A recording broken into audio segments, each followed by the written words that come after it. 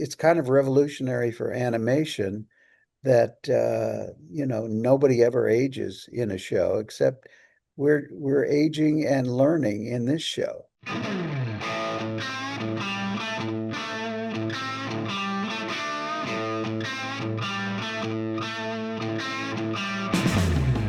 They're going to see a Bill who wants to improve himself. That's something that never happened with him in the past. And other people helping him to improve himself. It's like the episode with Khan being his roommate and helping him to become a better person and step out of his cocoon. So I think that's happening all throughout the show, though. There's different sides. You're seeing a lot different sides of Peggy and Hank. Everybody's kind of grown a little bit in this new iteration of King of the Hill, and going forward, I think that's a really good way to do it. It's kind of revolutionary for animation that nobody ever ages in a show except we're aging and learning in this show. So I think Bill, along with everybody else, is trying to be a better person, trying to make society a better place, and I'm glad we're going in that direction.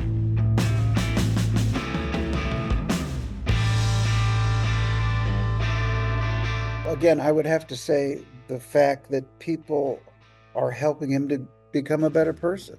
That never happened. They kind in the seasons before they were tolerant of Bill, but they weren't trying to change him, and that's different now because I think the whole show is trying to go for the betterment of the characters, and you're seeing changes in everybody.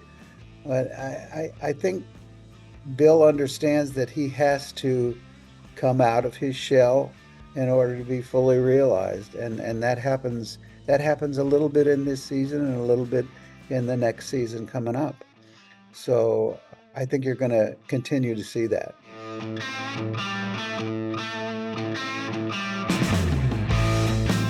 I think it brought out less of his his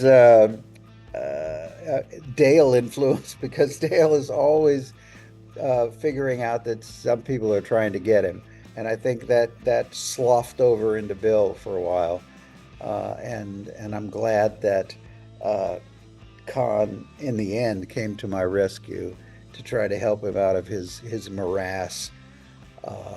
It's nice for him to have a buddy. I mean, they're all buddy. I mean, King of the Hill, the four guys drinking beer, they're all buddies. They've been buddies for a long time.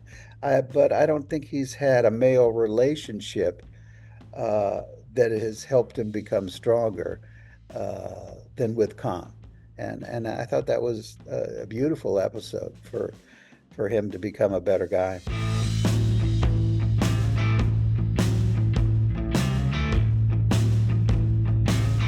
I think like anybody, once you're attached to a person for a long period of time, that they never actually leave you. They because there's always the memory of them. But I'm not sure that Lenore was good for Bill, and and I'm No. I'm glad that she's no longer in the picture, and that Bill has been able to maybe improve himself to find a little better communication with the opposite sex, which that's what we're going for, and I think you'll see more of that in the upcoming episodes, this year and next year.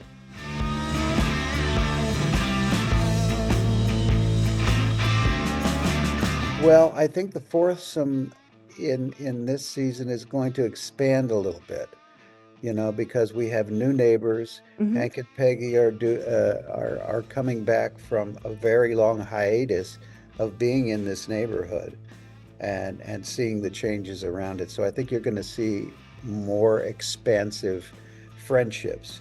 which is great. And that's the new part of the show, is seeing different people come together, and that's what we're headed for. And so I'm thrilled that we've got some new meat, new blood, as it were, and new characters, and have some older characters, uh, like Dale, Dale and his wife becoming closer this season, and because they were basically estranged for a lot of the original episode because of John Redcorn. But I think this year they're gonna come a lot closer, and in the year coming. Girlfriend, get me a girlfriend, please. It's time for Bill to have a real girlfriend. He's had several, mm, uh, kind of Kind girlfriends. of girlfriends and then a fake wife through Peggy.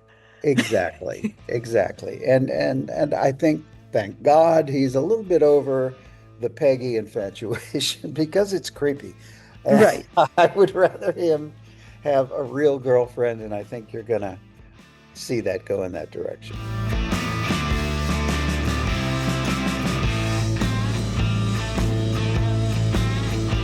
So, I give Greg and Mike credit for, the decision to age the characters because that's something that they came up with and then brought to me when we were talking about what this new refresh would look like.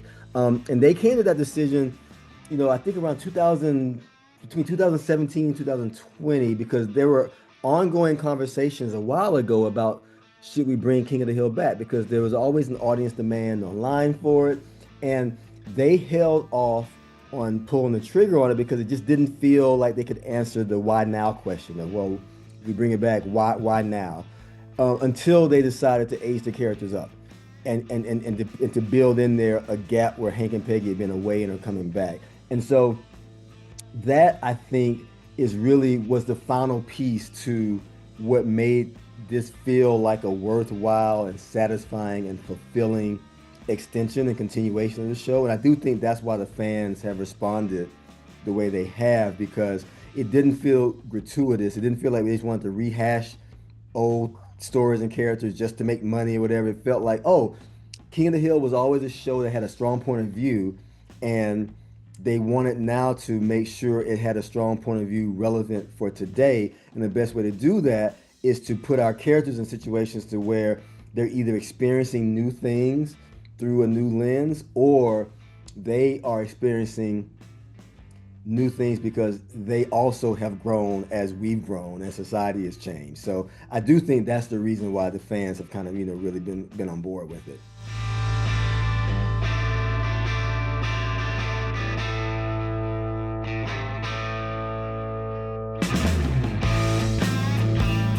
A part of that, so it's a combination, in my mind, a combination of a couple of things. One, how well developed and fleshed out the original Bobby Hill was over those 13 seasons of King of the Hill, right? All the iconic moments and memes that exist online of Bobby quotes are because he was such an interesting and fun and dynamic and, and like complicated character for a little 12-year-old, right? The fact that he, was always felt like an adult in 12-year-old's body, I think, it has a lot to do with that. And then the other part, so it's well-developed character, but then the other part is Pam Adlon. Pam Adlon is amazing and so fantastic. I mean, what she contributed to the nuances and flavor and characteristics of Bobby is what was important for us to make sure we facilitated in this new version, even down to our decision not to quote unquote age up his voice. We were like, do we pitch it down? Do we make him sound older? Do we have Pam just try to sound older? And we're like, let's just let Pam do now what she did then in her natural Bobby voice. And I do think there's a comfort that comes with hearing Bobby. He sounds different now, obviously, because Pam sounds different now, but there's a comfort and a relatability and a nostalgia that she still captures in not just the voice but also her delivery, her performance, and I do think that is what people who like yourself who love Bobby as a character still feel and relate to, even though he's an adult now and we're seeing him in adult situations and things like that. I do think just that combination of it was a great character to begin with, and Pam is still as great as she always was in the performance.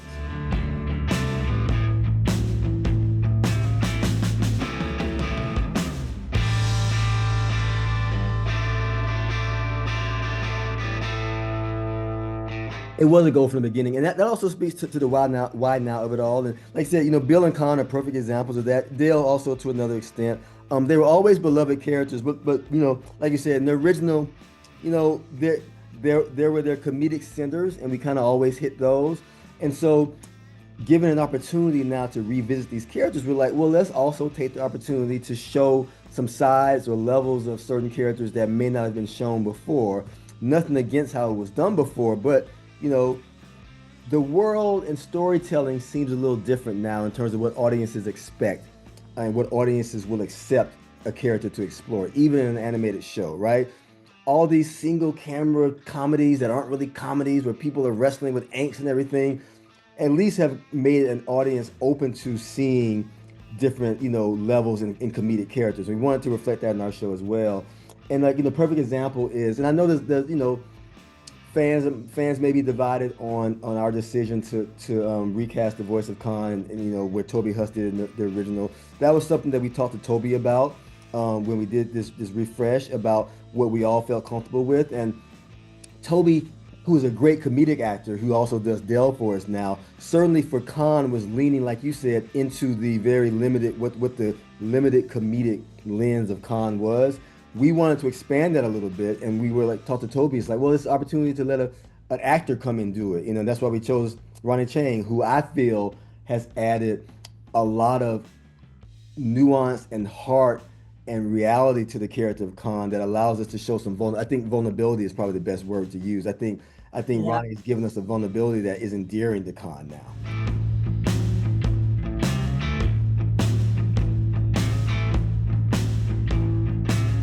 So since we end that season on Hank coming back to Strickland Propane as the owner now, as a boss now, we're really excited to explore. Hank's always been the best employee and the best person at Strickland. He's never been a boss before, though. And so there are some ways he has always been suited to be the boss, but he's just a 51% owner of Strickland, which means Buck still owns 49% of Strickland. So Buck's still in the picture. And it's interesting to see that dynamic switch to where Hank always, to a fault, probably kowtowed to Buck.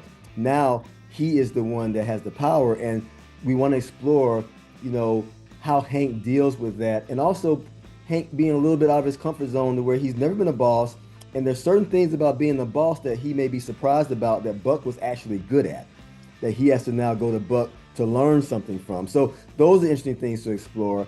You also saw, the Bobby Connie arc where Bobby was trying to do the reality show, but realized, that he was I talking love about it too you. much. Exactly. Pushing Connie and Bobby into those growing pains more of their relationship and adulting in their early 20s is something we also are very eager to explore. In addition to our other characters exploring other parts of life, like dealing with aging relatives, aging parents, all these things that are a reality of characters who would be that age. We want to explore those things too.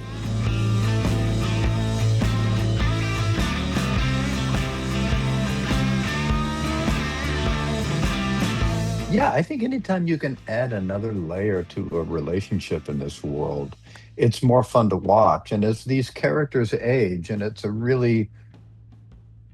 not a trick. I was going to say it's a great trick Mike and Greg and the writers have done. It is in a way. It's not a trick, but being able to age these people forward and see the layers to their relationships, and then see these people still opening up to each other in strange and wonderful ways and letting their relationships change. That's rare in the 3D world of humanity, let alone in a cartoon. So it's nice to watch.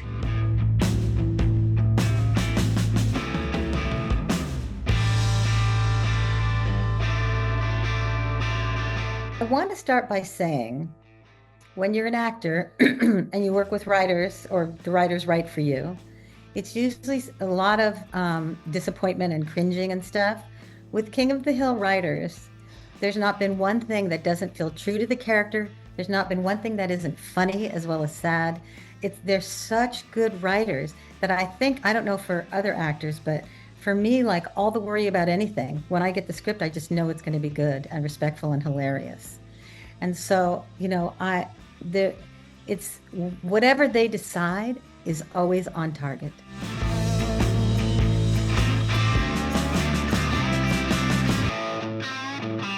I mean, Peggy would never, ever admit to having any flaws or mistakes.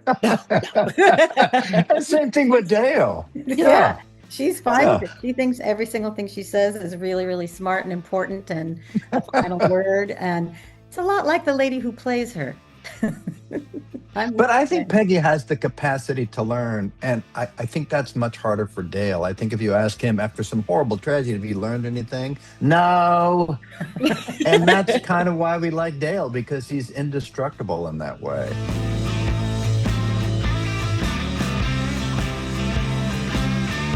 I'd love it if Peggy was a lesbian. That'd be really fun. I don't know. Boy, they're so good at like finding every single little nook and cranny and still keeping it funny and still keeping it believable. I would, and this is super contrived of me, a super contrived idea, but what if Dale ran for office with something? He said, I'm going to repeat everything that horrible leaders have over the years. And then he started to do that, and then it snowballed, and he went, oh shit, I'm going to be mayor, and doesn't want to be, but he just keeps ingesting this really conspiratorial right-wing garbage and spewing it out, and people love him for it. That's interesting. It sounds like somebody that we have in office now, but I'll think of the Wait name. a minute. Who could, Hmm. wherever they want to take these characters, I'm down with. So if because they can invent anything, and I'll go with it, because none of it, like Kathy said, none of it is gratuitous. It's all in this world that they've created, that we've created together for all these years. And everybody knows the rules, and there's not many. Right. And the writers do care about the characters as much as we do. The writers are like so Yeah. on board for their real changes, but keeping it funny, all that stuff.